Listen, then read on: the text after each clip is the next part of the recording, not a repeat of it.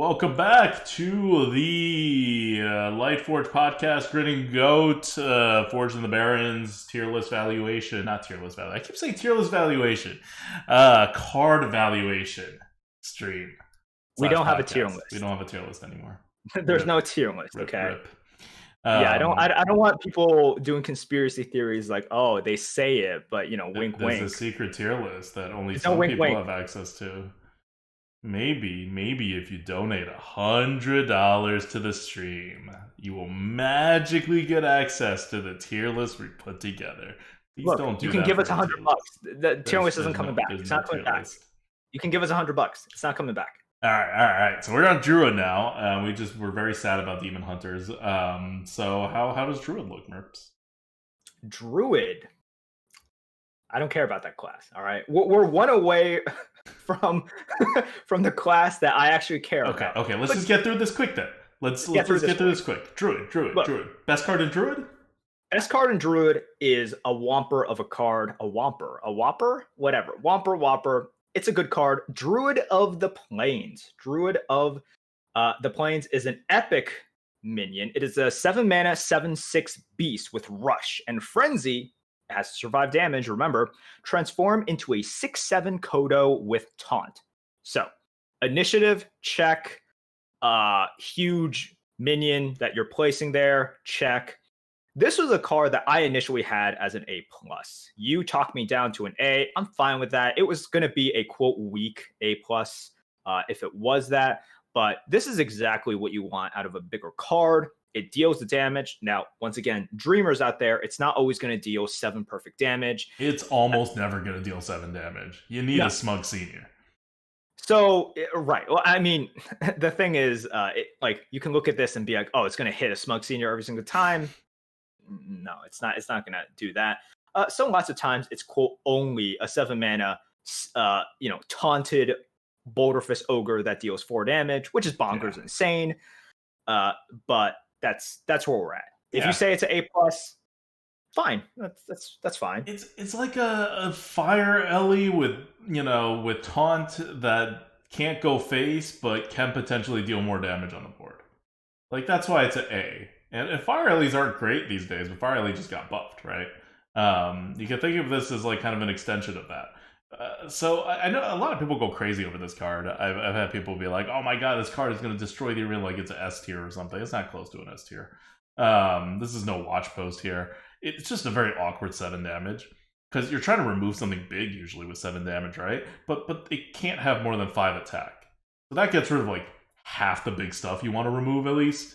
And then you also can't remove the biggest stuff because it's still only 7 damage. It's not actually a hard removal, even though people treat this like it is a hard removal. These days, a lot of things just have more than 7 health, or they get buffed to be more than 7 health, right? Blessing of Authority is still going to be around the corner.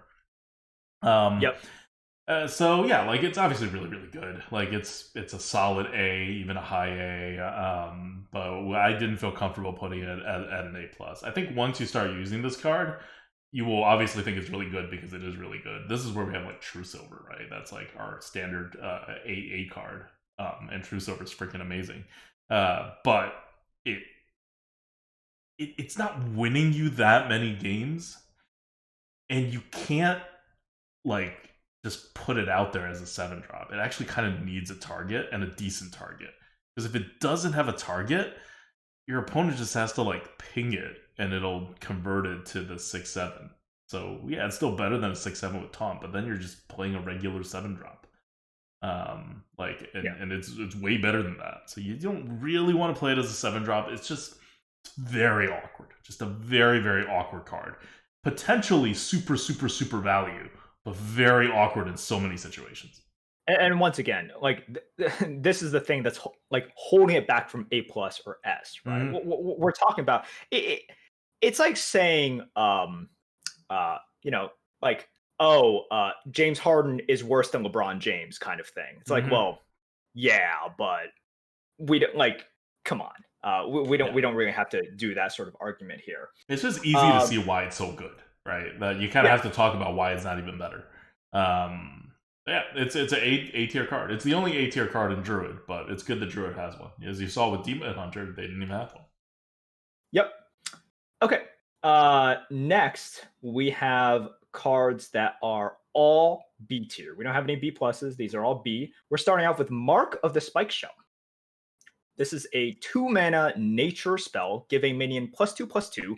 If it has taunt, add a copy of it to your hand. So look, 2 mana +2/+2. We've seen this buff for druids like already quite a few times. If it has taunt, you get another copy. That's pretty good. Taunt minions are pretty good nowadays, and there are quite a few taunt minions, and you just get extra value. The problem is you don't always get it, so it's a B. Yep. It has to be on the board. It could be on the same turn, but if it's on the same turn, then you don't get initiative with your buff stats, which makes the buff kind of crappy.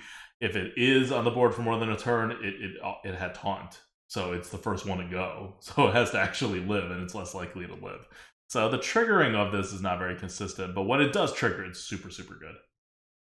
Yep. So that's why it's a B. Bs are good, right? We keep like emphasizing this point that Bs are like a B would be, I don't know, like a 150 on the old tier list at least. Like it's up there. You're happy with it. You put it in your deck, you use it. It's not a Yeti. It's significantly better than a Yeti. Yep. Okay. Next card that is B tier, we have Razormane Battle Guard. 2 mana, 2/3. The first taunt minion you play each turn costs 2 less. So this is a card that's fine on 2, right? 2 mana, 2/3 is better than 3/2s nowadays. And you kind of want something out there to challenge all of the towers and all of the caravans. So, and the first taunt minion you play each turn costs 2 less. So you could play a taunt minion after that. You could just get this for free. And even if you didn't have a taunt minion on that turn, suddenly it's like, well, you had a 5 mana taunt minion. Well, you can play it next turn. There's a reason that this is a B. Meanwhile, like River Croc is a D plus. This has true pop off potential here. Mm-hmm. Also, whenever you play a taunt, it hides this because it taunts up and protects this guy. So he's not only getting gigantic taunts potentially out, but that also protects him, so you get more gigantic taunts out. Mm-hmm. Okay. So next we have Thorn Growth Sentries. Ooh. Thorn Growth Sentries is a 2 mana nature spell. Summon 2 1/2 turtles with taunt. I like turtles. You get what you get for 2 mana, but you get a little bit more than that. That's basically it. Taunt is also really annoying. So if we're talking about 2 mana cards that have no applicability in the end game, that's not what this is. Annoyatron is really annoying, hence the name. Even in the mid game and in the late game. Same with this. So on 2 mana, you get the stats that you're supposed to get. And later on, double taunt is really annoying for disrupting gameplay, for just doing your game plan. So that's what really helps out this card solidify itself as a B tier card. Yeah. Also, druids are still going to be a lot token based because they still are going to have. I'm going to blank on this card's name. The ridiculous Arbor Up. Arbor Up is still going to be in the meta, and Arbor Up is one of those like S tier cards. Like literally, we rated it essentially an S tier card in our preview, and it obviously holds up to its amazing status. So anything in Druid that's making multiple bodies and are cheap is really, really good. Because Arbor Up is still the way to go. Like Druid's not going to have Arbor Up Druids are still going to be a thing. Mm-hmm. Okay, next we have Plaguemaw the Rotting. Oof, that conjures up some images. This is a legendary minion, 4 mana, 3/4. After a friendly minion with taunt dies, summon a new copy of it without taunt. This is a card that a lot of times you just want to play when you have the initiative and you can kill off a taunt minion, and it's super value. The thing is, like, not everything has taunt, and you're not always going to be able to get this off. You can't play it on turn 4 just by itself. That hurts it a decent amount. But once again, pop-off potential is big. So it's similar to kind of the Razormane in that you're really looking at the pop-off potential of it. Mm-hmm. Yep. Okay. Next, we have Living Seed at C tier. There is one card at C plus tier. Let's talk about that first. The lone card at C plus tier is Thick Hide Kodo. Thick Hide Kodo is a 4-mana 3/5 beast with taunt. Hey, a taunt minion. Death Rattle, gain +5 armor, or gain 5 armor. Better Senjin. Just a better Senjin with a beast tag, and you gain armor. We've been stressing about how much health matters. Druid used their face a decent-ish amount. You'd want it to have more stats, especially nowadays, because everything is just overstated. But this is nice. Yeah, It taunts. Yeah, 5 armor is very, very applicable. So this is a C plus. This is also like even more so now than before. If you haven't played New Druid with the core set, they got rid of all the Druid removals, so now Druids can only use their face. Like they got rid of Swipe, Starfall, all the stuff is gone, Wrath. So you're gonna be a little more reliant on armor. Ouchies. Okay. Let's go to the actual C cards. We have Living Seed. This is a rank card. So it's 2 mana for draw a beast, reduce its cost by 1, and then once it's 5 mana, reduce its cost by 2, which means it's basically quote free. You just draw the beast. And rank 3, it reduces its cost by 3. First of all, this is a card that you're kind of just not playing on before 5 mana. It just isn't. And if you just think of it as like, well, it's just like a cycle, then it kind of sucks. Beasts on average are quite good. Like the beasts that you're drafting are usually pretty good. So this is why it's a C card. It's not a high C card, I don't think. Do you have it as a high C? I have it as like a C. I have it as a decent size C. I think I like it better than you do. Because if you have a card that's like 2 mana, draw a beast, you're kind of not going to play it until later on anyway. And so it's an easy card to eventually get get kind of ranked up and be a free, like, swap this for another card in your deck. And that's pretty good for C cards. What you want to do with C cards is to actually turn them into average cards in your deck. Because C cards are not average cards in your deck. C plus cards are even a little below average cards in your deck. So the fact that you can, there's a delayed mana thing. It's not totally cost free until turn 10. But the fact that you can do this is it's meaningful. Also, there's a lot of board clears now, and a lot of weird things happening in this game that all involve stuff on the board. That sometimes, in just like the previous meta, but I think even more so after this set comes out, you'll want to hide for a turn. You'll want to find a way to spend mana and not have to do stuff and expose stuff, or overcommit. And so this is a good way to do that. So it's not even strictly a downside that you have to commit the mana first before you can use it later on. So I see a lot of just small ways that this brings this card up. Okay. Next C tier card that we have is Pride's Fury. Pride's Fury is a 4 mana, just normal spell. It's not like a nature thing. Why isn't this nature? It's weird. Because it's not natural. to have Fury, I don't know.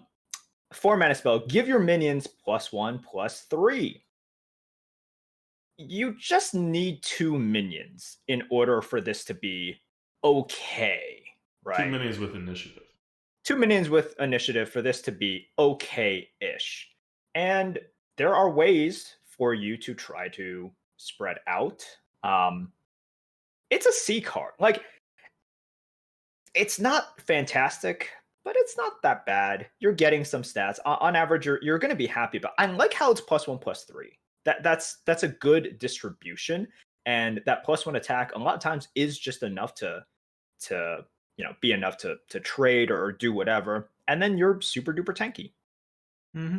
Yeah. You're in this thing anyway. You're trying to spread on the board.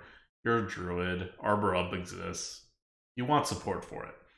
It's expensive, and in the arena with all the board clears and all the whatever, your board's never safe. You're always iffy when you want to use it. So you're never going to be able to get a great use out of it. It'll always be worse than you want. But that's kind of okay, because you just need some of these kinds of cards. Yep. Okay, next we have a legendary. This is a 3-mana 2/4 legendary minion, Guff Rune Totem. After you cast a nature spell, give another friendly minion +2/+2. Understat at 3. Not great. You kind of can't drop this on turn 3. So it's like a combo-ish card, and it can't give itself the buff. Yeah, like you need 2 That's the minions on the problem. board, and then you have to cast a spell. Like you're at a 3-card combo now. Yeah, or you had the board, and then you can put this down in order to buff the other Then it's a thing. 2-card So combo. yeah, so sure, like it's a C. If you're wondering where like a 3-mana 2/4 would be, I mean that's like D. low. Yeah, that's D. You're talking like solid D. So we're giving it credit. It's a C. It's a C. Okay, and now we're going to F. Let's see the F's in chat. This is Celestial Alignment. Pretty cool looking card. I'm sure. I'm hoping the golden version is sick. It's a 7-mana arcane spell. Set each player to 0 mana crystals. Set the cost of cards in all hands and decks to 1. Next video. All right. Let's see who we should thank. Once again, I want to thank our mods for being super patient, super on top of things.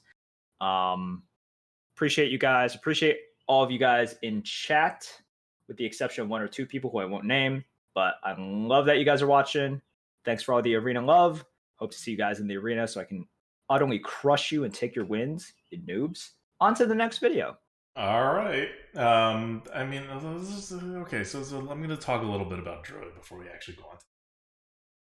Just a little bit. So you have Druid of the Plains, right? Epic, good, big, whatever. Everything else though is kind of, I'm not going to go to legendaries, but everything else is kind of supporting this taunt thing, and then this get a lot of taunts thing.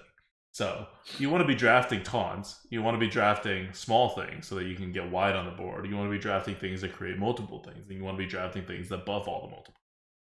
That's where the set is going. It doesn't get there super well. It's better than Demon Hunter, but not that much better, honestly. Outside of this Druid of the Plains that is epic, and you probably won't see all that much. And that has nothing to do with anything to begin with. Well, I don't know. I guess it eventually turns into a taunt. So this is not a hugely great set for Druid. It's kind of an okay set for Druid, but Druid were huge winners in the Dark Moon like races kind of set, and that's still in there. So Arbor Up is really going to center a lot of Druid activity still. And then you have Big Druid. You also have Big Druid in there, and that's a possibility. You have to get certain cards to make it work. I'm typing this because I actually don't know. Is Ultimate Infestation back? What set is that? I have this like weird idea that it is. Oh nope, that's KFT. We're off. Okay, never mind. Just go wide, man. Just go wide. Okay, that's it for us. We'll see you in the next class, which is Hunter.